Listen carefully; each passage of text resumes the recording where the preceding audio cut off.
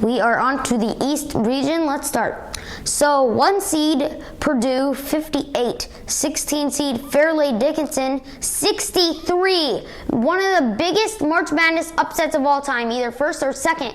Just about the greatest amount as Virginia UMBC, the second ever 16-1 upset. The FDU Knights winning their second in a row, and that's pretty unbelievable. Where they were 23.5-point underdogs, and FDU didn't even actually deserve to be in this conference. Merrimack did. No, not the conference. The tournament. Merrimack did, but because they were ineligible to make it, FDU got in here. And this is Tobin Anderson's first year with them, and it was unbelievable upset. So, but I picked Purdue. Like I said in the last video, that I just don't pick 16 seeds here. No one ever should. Then 8 seed Memphis 65, 9 seed Florida Atlantic 66, and then there was a game winner here with 2.5 seconds to go for the Owls, and it's Florida Atlantic's first ever March Madness win. So I picked Memphis here. They had beaten Houston, who's so good, actually overrated probably, but Houston didn't have Marcus Sasser in that game, whatever. They beat him by 10, so that was a good win there. But my pick was wrong.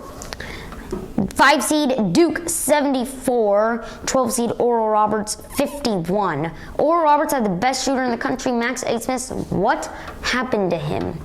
I don't remember if I picked Duke or ORU, but Duke pretty dominated. They're red hot right at this moment where they are.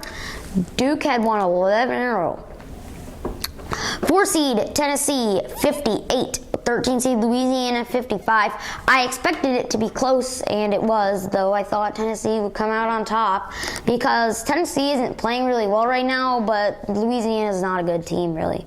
Well, they are, but Tennessee's probably better. They have more talented players here. And then, so yeah, Tennessee would win. Then 6 seed Kentucky 61, 11 seed Providence 53. That is a big bounce back after last year being a 2 seed, losing to 15 seed St. Peter's. Some big upsets have happened over the past few years. But Kentucky would go on to win. And 3 seed Kansas State 77, 14 seed Montana State 65. Montana State out of the big sky coming out there. And Eastern Washington had lost 3 straight games, including the one to Northern Arizona. And Northern Arizona, if they would have beaten Montana State in the conference championship, NAU would be 13-22 and definitely a 16 seed, all right. But here, Kansas State is a pretty good team right now. As of right now, when we're recording this, they are playing Kentucky, and don't know if they're winning or not right now, but by the time you're watching this, it's probably going to be over.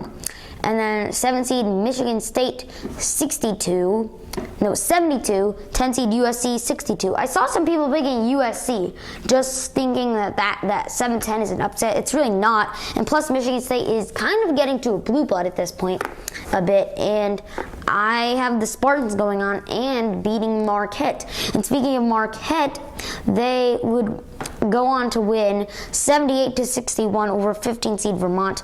I do expect there's going to be maybe 15 seed upsets sometimes. Like next year I will. You probably think I'm weird, but I do think it's going to happen next year over the past 3 years. But I don't want to pick a 15 seed. My bracket, because that 2 seed could actually win it all, and there's a 25% chance I get it right, or maybe a 15 seed doesn't even win. Who knows? So Marquette would go on to win, and that is a red-hot Marquette team right now at 29-6 after the win. And that is it for the East region.